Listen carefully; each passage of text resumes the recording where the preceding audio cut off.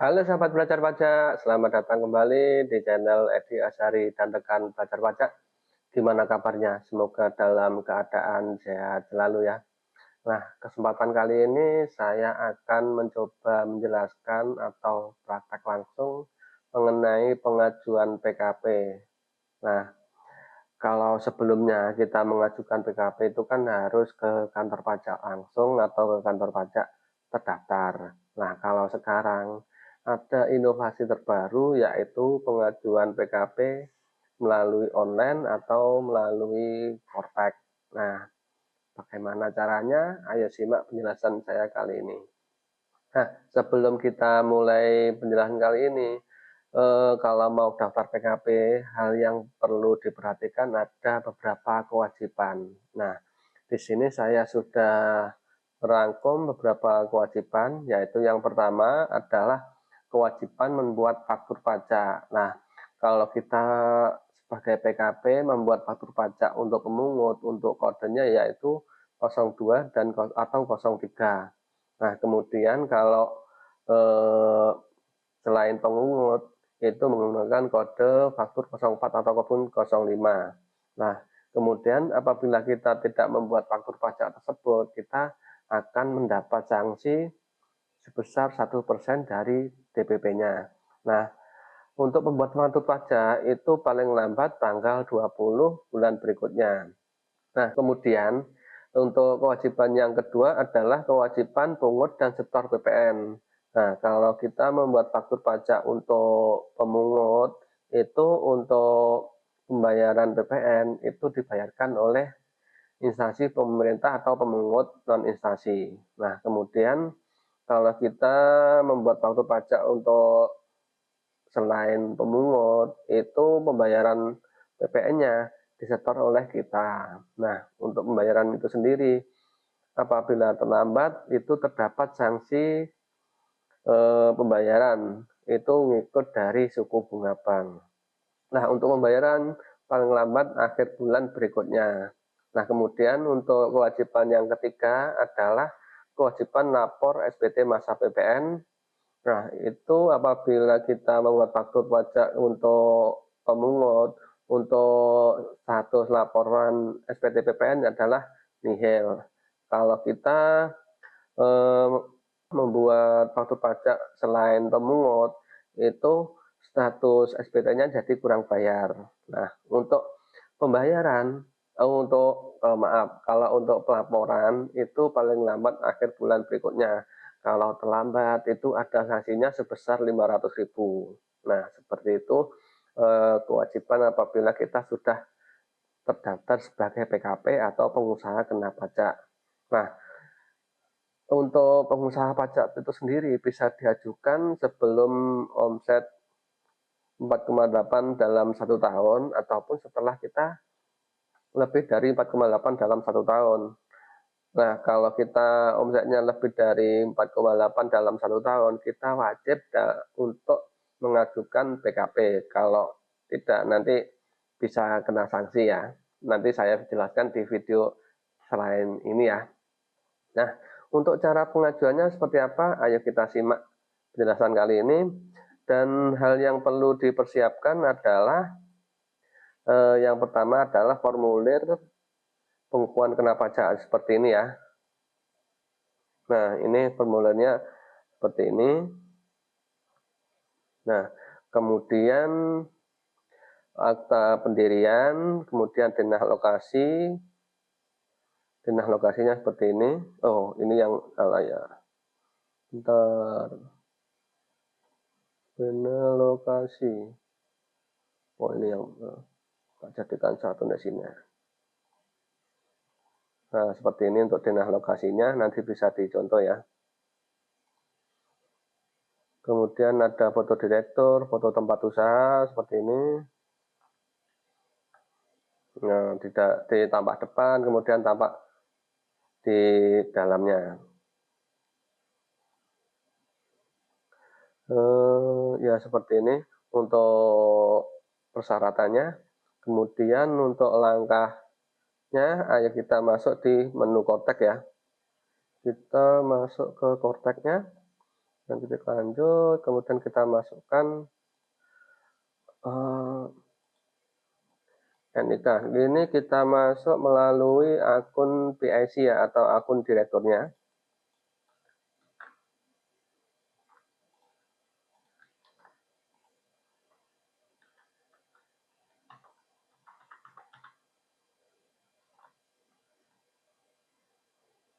Nah, setelah kita masuk di akun Kortek, kemudian kita pindah ke badan usaha. Ini kita pilih role aksesnya ya, kita pilih ini badan usahanya. Nah, kemudian agar memudahkan kita dalam memahami yang ada di Kortek, untuk bahasanya kita rubah ke bahasa Indonesia ya, biar lebih mudah. Kemudian kita cek ya di profil saya ini. Nah, di sini untuk status pengusahanya masih kosong ini. Yang saya lingkari ini status pengusaha kena pajak, kemudian tanggal pengukuhan kena pajak ini masih kosong. Nanti kalau sudah kita ajukan, kemudian sama petugas pajaknya disurvei dan sudah setujui, nanti status pengusaha kena pajaknya muncul di sini, kemudian tanggal pengukuhannya ada. Nah, sebelum itu kita jadikan satu ya, untuk formulir ini kita merger. Ya, saya biasanya merger pakai online ya. Merger PDF online aja. Untuk situsnya bisa kalian pilih sendiri ya.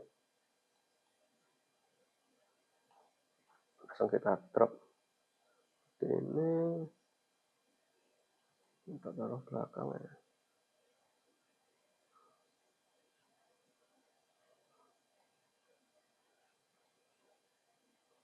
Nah, kemudian kita merger. Kita download aja.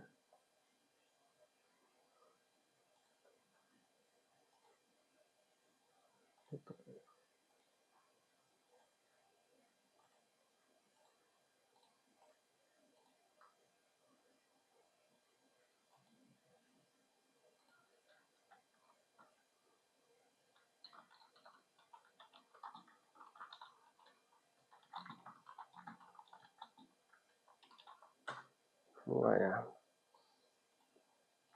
Nah, setelah itu kita masuk di menu portal saya.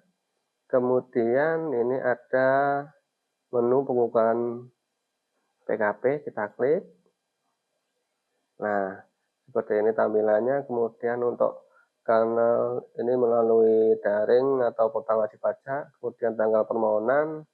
Nah, untuk kuasa atau wajib pajak ini sudah terisi otomatis ya, tidak bisa dirubah. Kemudian identitas wajib pajak ini, kemudian nama wajib pajak, alamat. Nah, alamat ini perlu diperhatikan ya. Ini sudah sesuai atau belum. Kalau belum sesuai bisa perubahan data. Untuk perubahan data sudah ada di video saya sebelumnya. Nanti saya taruh di link deskripsi ya untuk videonya seperti apa. Nah, kemudian kita masuk ke detail ini. Kita pilih untuk status kepemilikan tempat usaha, bisa kita pilih berupa sewa atau pinjam pakai, kemudian ada atau milik perusahaan dan sewa kantor. Kebetulan yang akan saya ajukan adalah milik perusahaan itu sendiri. Kita klik, kemudian kita masukkan peredaran bruto atau penghasilannya dalam 1 tahun itu berapa, kita isikan. Nah, karena ini kebetulan baru berdiri dan belum ada peredaran usaha, kita kasih kosong aja. Karena ini sebelum 48 kita diwajibkan untuk PKP. Ini persyaratan untuk usaha badan usaha ini ya. Ini persyaratan dari supplier. Kita harus PKP terlebih dahulu. Kemudian tanggal mulai transaksi PPN kita masukkan bulan Desember aja. Kemudian nah ini kita masukkan ya, kita unggah untuk file tadi. Kita klik plus ini. Kemudian nah di sini sudah terisi otomatis ya. Untuk tindakan, kemudian nama jenis dokumen, tanggal dokumen, tanggal terima dokumen, kemudian untuk pendukung pendaftaran, pengiriman wajib pajak, original rahasia biasa, kemudian bahasa Indonesia. Nah, ini yang penting Untuk jenis pajaknya kita pilih yang PPN karena kita mengajukan pengusaha kena pajak. Nah, ini berkaitan dengan PPN. Kita pilih ini ya. Kemudian kita pilih file ini. Kemudian kita tuju untuk yang tadi yang sudah kita merger ya.